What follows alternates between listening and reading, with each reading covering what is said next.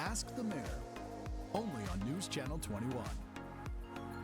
Thanks so much for joining us this morning for this month's Ben's Ask the Mayor segment. We're joined now by Mayor Melanie Kebler. How are you doing this morning? Good. Happy New Year. Yeah, Happy New Year. We're excited to have you back on. Thank you for joining us. We're going to just jump right in and start things off with our first viewer question. This one surrounds our city council. The viewer wants to know, why can't the city council divide into areas of responsibility to help citizens know who to contact? Sure. So this is a model that some cities have tried where councilors actually have particular responsibilities within the city. It's not the model for us. We have a city manager form of government. So Eric King, our city manager, he manages the whole staff, including all the departments. And there are different departments with different staff and department heads that folks can reach out to. But reaching out to us, all the councilors, we all represent the entire city. So we're always happy to take any question about anything. That's our job. We also have an email, communications@bendoregon.gov. That's a great place to go if you just have a question you're not sure who to ask, and they will get you to the right person. We have seen, like in places like Portland, where they tried this form, where they have counselors managing departments, they just moved away from that because that wasn't working very well for them. So I like the system we have where we are all responsible to all the people of Bend. Awesome. Thanks for that response. Thanks. Up next, a viewer wants to know, is there a plan to remove the on-street eating areas that were approved during COVID? Parking downtown is difficult and has affected many downtown businesses. Yeah, so I think lots of talking about parking always this time of year because people are going down there, and our businesses are having their best time of year right now when folks are using our parking and shopping down there. The parklets were put in during COVID to save our downtown businesses. I'm going to be clear about that. And I want to also point out, it is a business-driven program, so we're not requiring anyone to do that. The businesses that have them, they have them because it's helping them in their business. And some businesses had them during COVID, and they removed them. They didn't need them anymore. There is a policy that they're not to be more than 5% of our parking downtown. We're not even close to that. So we have 2,500 parking spaces downtown.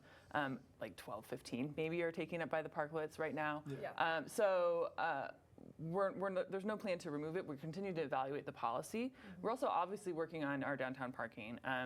There are a lot of opportunities to park in the parking garage or in our lots that are not the on-street parking, which is currently still free.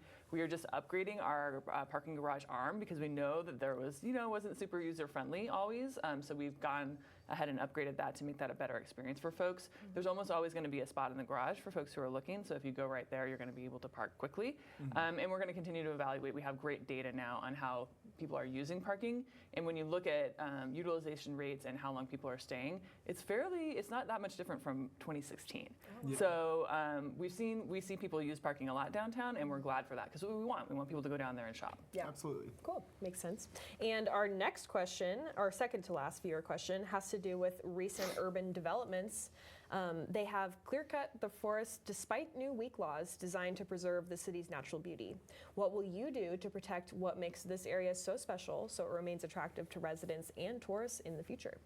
Sure. So there's a bigger policy that we have in Oregon around land use and around how cities grow. That is the main way that we've protected our environment here in Bend and in Oregon. And that protects all of our surrounding forests and natural areas, and that's our urban growth boundary, right? So we cannot sprawl out into the environment without meeting certain parameters, without showing that we actually need to build housing, and we have to do it in a way that's sustainable.